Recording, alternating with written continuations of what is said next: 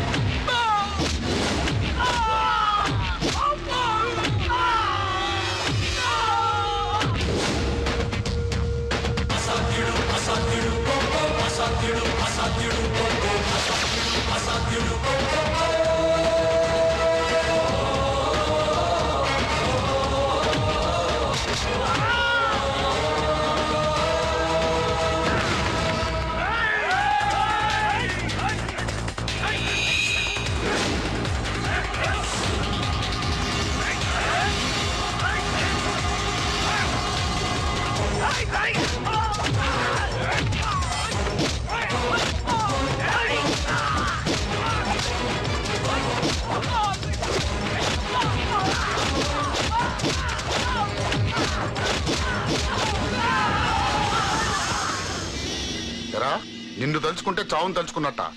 అంత మగాడివా? ఇప్పుడు తలుచుకోరా, ఎవరిని తలుచుకుంటావు?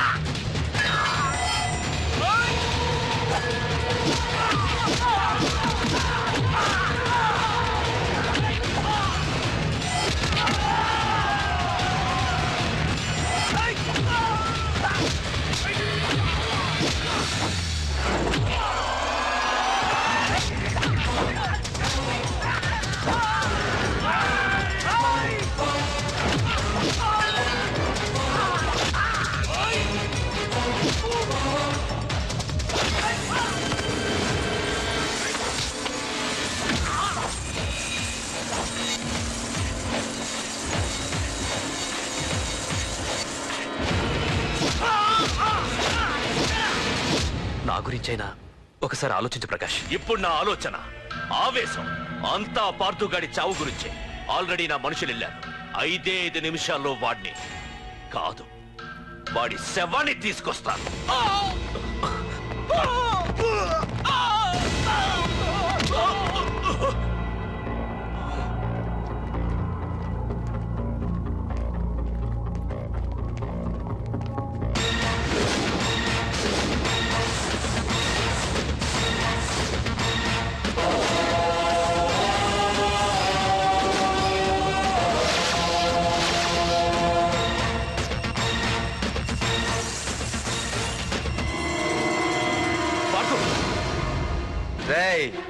నువ్వు జీవితంలో ఏ తప్పైతే చేయకూడదు అదే చేశావు. నన్ను టెన్షన్ పెట్టావు. నా మూలంగా అభంశుభం తెలియని పసివాడి తల్లిదండ్రులను చంపి వీన్ని అడుక్కు తిని అనాథం చేశావు. నీ వల్ల అన్యాయం అయిపోయిన ఈ పసివాడి మీద ప్రమాణం చేసి చెప్తున్నా, నా పెళ్లికి పంతులు పంచాంగం చూసి పెట్టిన ముహూర్తం ఈ 28. అప్పటి వరకు నేను ఇక్కడే ఉంటా. నీ ప్రతి అడుక్కి ఎదురొస్తా. నీ రౌడీ రాజ్యాన్ని నేలకూలుస్తా. నీ రాక్షసత్వం వల్ల ఇప్పుడు వీడు ఏ స్థితిలో అయితే ఉన్నాడో అదే స్థితికి నిన్ను తెచ్చి నడి రోడ్డు మీద నిలబెడతా. దానికి నేను పెట్టిన ముహూర్తం ఈ నెల 19. తెచ్చుకో. నీ బ్రాంచీల నుండి జనాలే తెచ్చుకుంటావో, నీ గొడవల నుండి ఆయుధాలు తెచ్చుకుంటావో. ఒరే ప్రకాష్, పొరపాటున నా పొరచేయి తగిలితేనే పైకి పోయాడు నీ తమ్ముడు.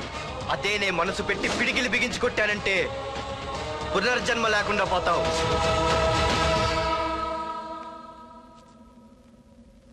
మళ్ళీ చెబుతున్నా, నేను ఒంటరి. నీ మనుషులు 100లైనా 1000లైనా ఏరి పారేస్తా.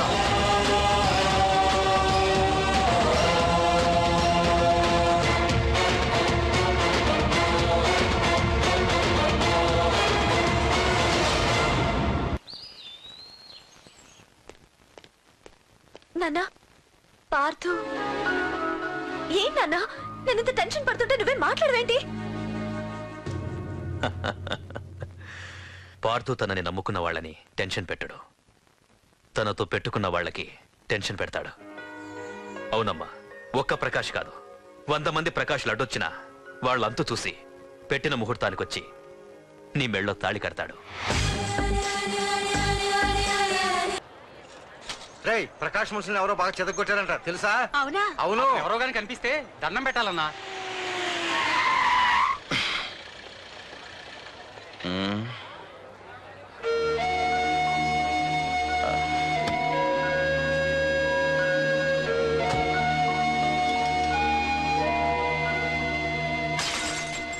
ఏయ్ హీరో, నీకోసం ఎన్ని చోట్ల వెతికానో తెలుసా?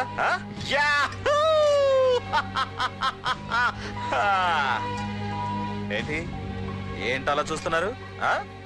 ఎన్నాళ్ళ నుంచో మిమ్మల్ని రక్షించడానికి వస్తాడు ఒకడొస్తాడు అని మీరంతా ఎదురు చూస్తున్నారు కదా, వాడే వీడు, ఆ తంబుని చంపిన మగాడు.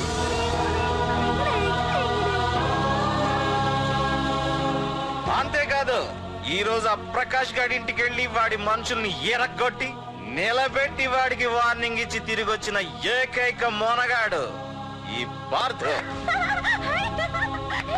బాబు, నా కూతురు ఏనాటికన్నా కనిపిస్తుందని గత 6 ఏళ్లుగా ఎదురు చూసి చూసి జీవోత్సవంలా బ్రతుకుతున్నాను.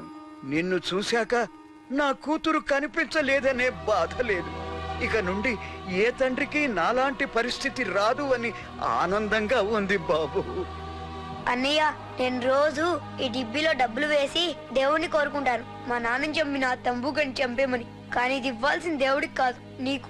తీసుకో.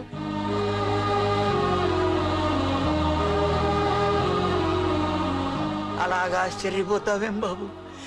ఆకలితో ఉన్నవాడికి అన్నం పెట్టేవాడు, దాహంతో ఉన్నవాడికి గుక్కెడి నీళ్ళిచ్చేవాడు, దారులు మూసుకుపోయిన వాడికి దారి కల్పించేవాడే భగవంతుడు అన్నారు. మరి మా పాలెట నువ్వే కదా బాబు భగవంతుడివి.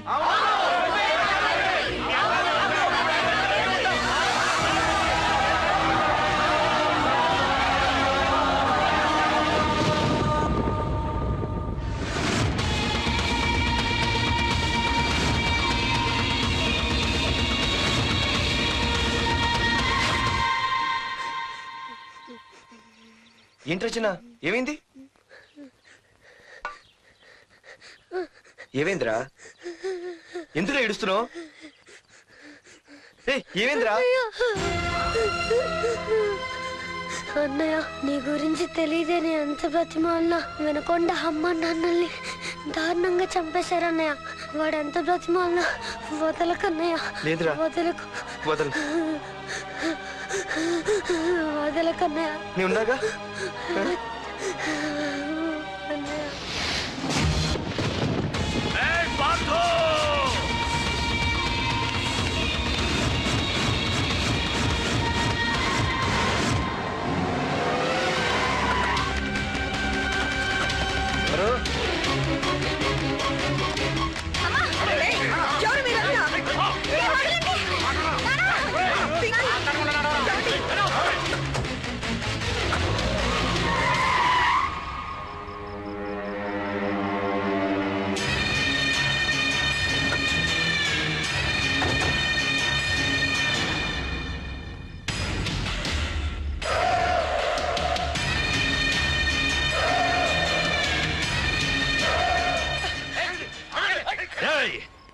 వెళ్ళి మీ బాస్ తో చెప్పండ్రా, వాడి స్టేట్ లో ఎక్కడ ఏవైనా చేయగలడేమో కానీ ఇక్కడ ఈ వైజాగ్ లో నా పర్మిషన్ లేకుండా ఏం పీకలేడని.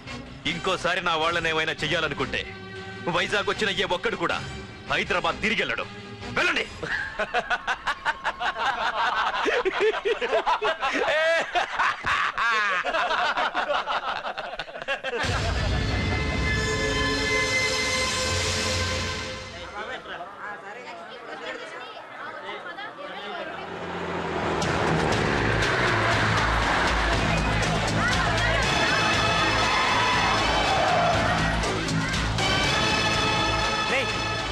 ప్రకాష్ మనుషులు రా. రే పార్థు, వీడికి ప్రాణాల మీద ఆశ లేదనుకుంటా పార్థుడిని తలుచుకుంటున్నాడు. ఇదే తప్ప పార్థుడు వచ్చి నిన్ను కొట్టక ముందే ఇక్కడి నుంచి వెళ్ళిపో. నువ్వు ఒరే అనగానే వాడెవరో కారులోంచి దిగి టక్కు టిక్కుమంటూ వచ్చి బ్రీఫ్ కేసు అందిస్తాడు. అది తెరిచి నువ్వు అందులోంచి బాంబు తీస్తావు. అది చూసి మేమంతా అమ్మా బాంబు అని పారిపోవాలి. అదేగా జరిగేది.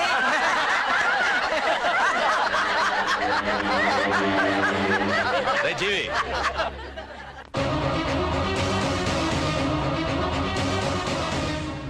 ఆగిపోయానే. నవ్వండి రా, నవ్వండి. ఇదెవరో తెలుసా?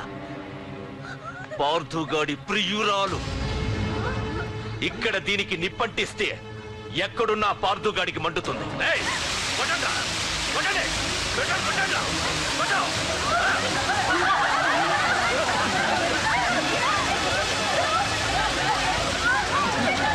రండి, దీంతో పాటు మీరు చావాలనుకుంటే ముందుకు రండి. రండ్రా.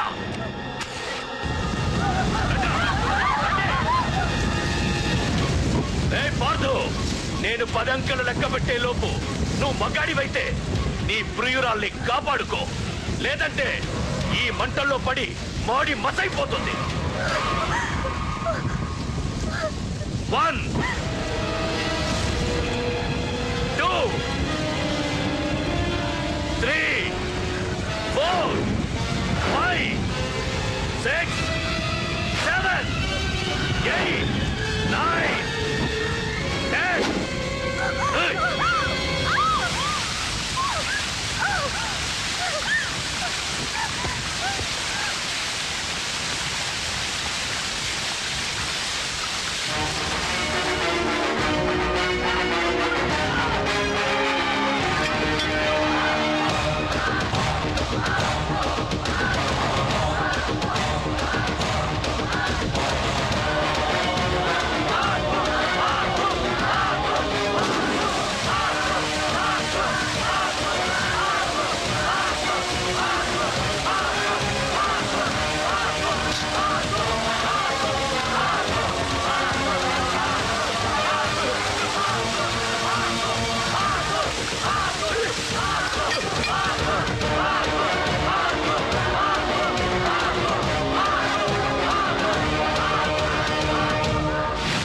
మగాడైతే రమ్మన్నవాటగా. ఇప్పుడు ఇప్పుడు తేలిపోవాలి అసలు సిసలైన మగాడవడో. నువ్వు నాకు ఇచ్చిన టైమే నేను నీకు ఇస్తున్నాను.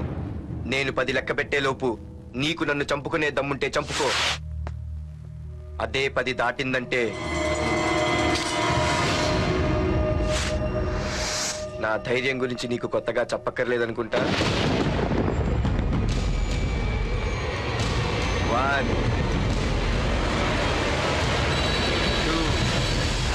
సీఎం 190 చెప్తాడయ్యా. అవన్నీ చేస్తూ కూర్చుంటావా? అసలే హైకమాండ్ నుంచి ఫోన్ ఆఫ్ చేయొచ్చు కదయ్యా. ఏమైనా అంటే హోమ్ మినిస్టర్ పోలీసు వాళ్ళ మీద జులుం చలాయిస్తామని అంటారు.